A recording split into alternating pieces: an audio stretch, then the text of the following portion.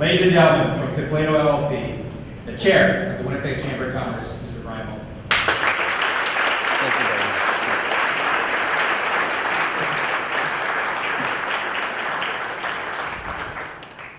Wow, there's quite a few of you. I didn't realize there were this many WestJet passengers. I'm sorry, I couldn't resist. You know, it's been a pretty historic 24 hours, and I'm sure a lot of you are thinking about the history that's been made in our city and in our province over the last day. And I'll just say, you know, we can always talk about the unseasonably warm weather later. So, well, thank you very much for coming. Councillor Scott Fielding, you had me worried there.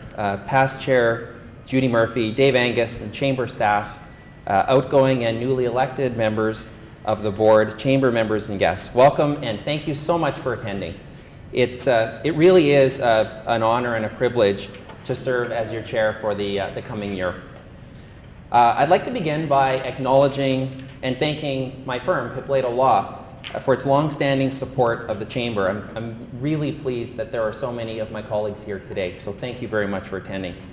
I'd also like to thank my wife, Tracy, for her ongoing support for my volunteer work with the Chamber and other groups, the sometimes competing demands of professional life, in my case, private practice, raising young children, and actively participating in the community can be a challenge, a very rewarding challenge, but a challenge sometimes.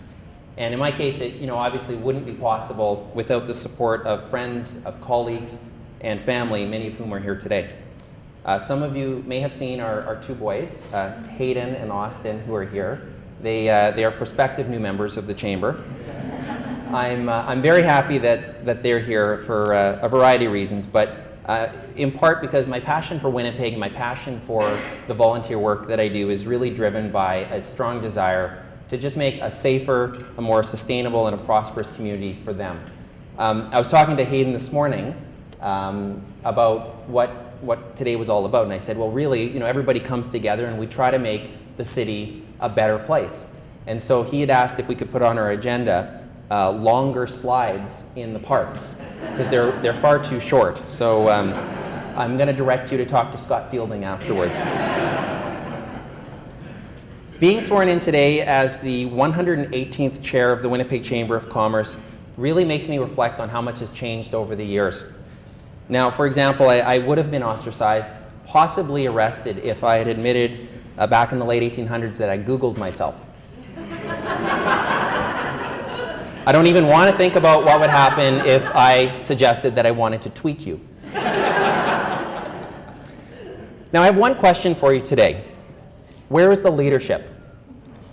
If real leadership is about creating a platform or the conditions for people to contribute to making extraordinary things happen, then Winnipeg, in my view, definitely needs more leadership.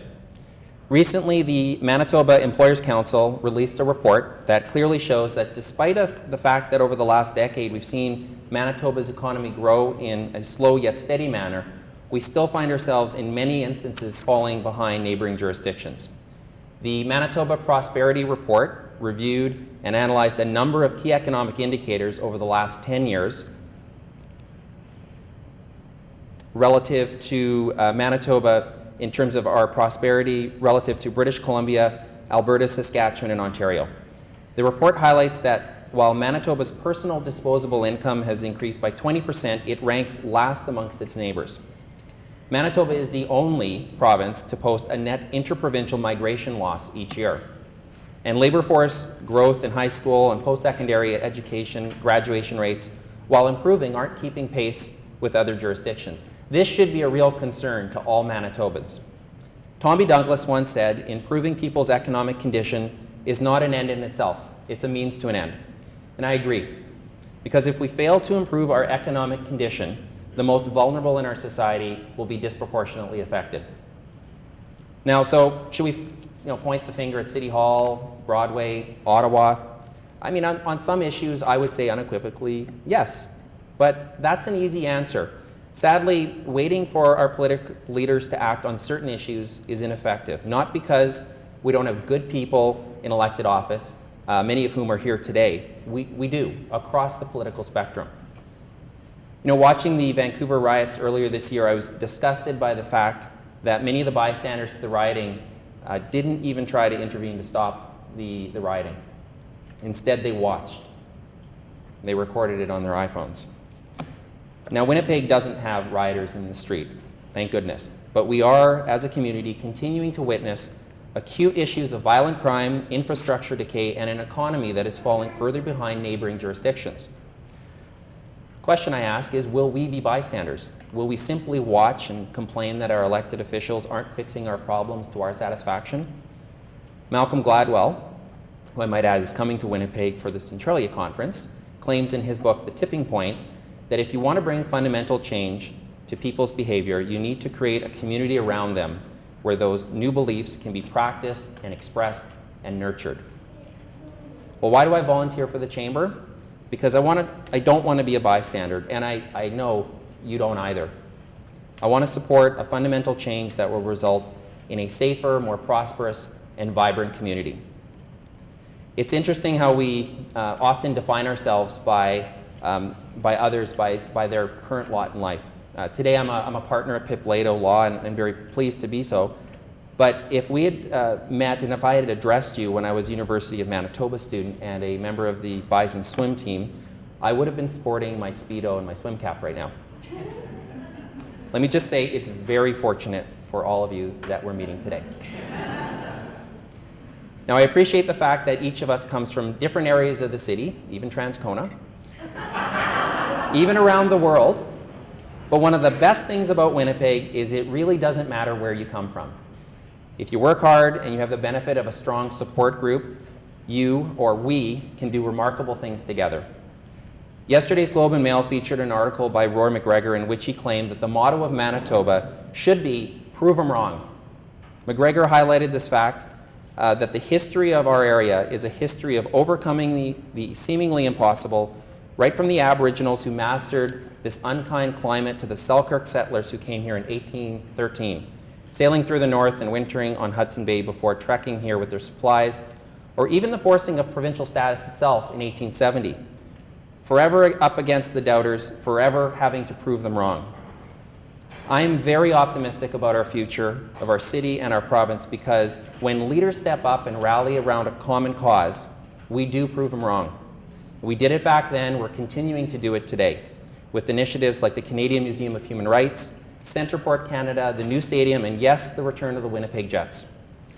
But we need leadership now more than ever to leverage the momentum of each of these exciting initiatives in a way that crystallizes a clear vision for Winnipeg and for Manitoba. My vision is not just to be the geographic center of Canada, but to be the real and the perceived center of economic prosperity, environmental protectionism, and social cohesion. There's no reason why we can't be the economic engine of Canada, the leader in environmental stewardship, and an example to the nation of how diverse peoples in all respects can grow together in safe and vibrant communities. Now, the Chamber is helping us move us closer to that vision. It's leading by creating platforms for people to contribute to making extraordinary things happen. Working with Manitoba's bilingual trade agency, ANIM, the Chamber organized, as David mentioned, a highly acclaimed, internationally attended business networking conference last year known as Centralia. And as many of you know, it was so successful, we're doing it again next October. The Manitoba Bold Initiative is another example of the Chamber leading. And don't forget another prime example of where your efforts and your resources have led to real tangible results, the Yes Winnipeg Initiative. Now, the Yes Winnipeg business development team began as Selling Winnipeg to the World, an initiative that started as a Chamber notion that we can do better as a city when it comes to attracting, expanding, and retaining business. And I think the results really speak for themselves. The Yes Winnipeg team has a record of success. This is really a shining example of where time and resources expended on volunteer efforts, like the Chamber, can make a real difference to people in our community. Now, as your chair, what are my priorities for the coming year? Well, first and foremost, I look forward to supporting the efforts to implement the strategic plan, which has just been reviewed by Dave. Be bold.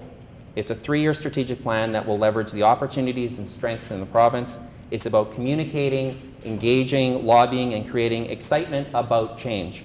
And it's about shifting the focus to the next phase, attracting people to our city as tourists and creative talent, developing an international mindset and action plan, in celebrating successes and leveraging the expertise of our membership for the benefit of the business community.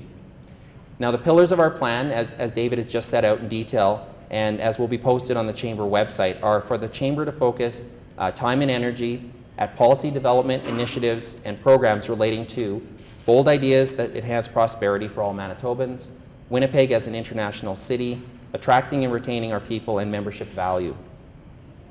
In order for our plan to be fully realized, we need to increase the already excellent and publicly visible brand of the Winnipeg Chamber of Commerce, with a particular focus on clarifying for the public what the Chamber is and how our efforts to support job creators, the business community, are in all of our best interests. Now, we'll do this in part by better leveraging the impressive networks of our outstanding members of the board, staff, and our membership, and by finding ways of better tapping into their wealth of expertise and personal interests so that we can focus energies in ways that provide them and the Chamber with maximum value for the time expended. I hope to leverage my passion for public policy to lend particular attention to the Chamber's BOLD initiative, the objective of which is to encourage and influence government, business, and the general public to truly pursue bold, visionary actions that enhance our community and make economic development a priority. It's time to be bold and to guarantee Winnipeg a place on the world stage. Over the course of the next 3 years, we're going to be putting together the pieces of the economic puzzle together to shape our future and increase prosperity for all Manitobans. So stay tuned, and please, as David mentioned, please participate in those efforts in the coming months and in the coming years as we build on the momentum of the bold efforts to date. In your hands, my fellow citizens, more than mine, will rest the final success or failure of our course. These timeless words by JFK remind us that real leadership is built on a foundation of collective efforts. You are here because you are leaders. Many of you are in noteworthy positions of leadership and influence. And I challenge you, each of you, to step up with renewed energy and determination to do something and to make things extraordinary happen in our city in the coming years. You can do that through a robust and a vibrant Chamber of Commerce that has shown the capacity to serve not only as the voice of business, but as one of the best vehicles for leaders, for you, to affect positive change in the city. Your new board and I look forward to working with you. Thank you.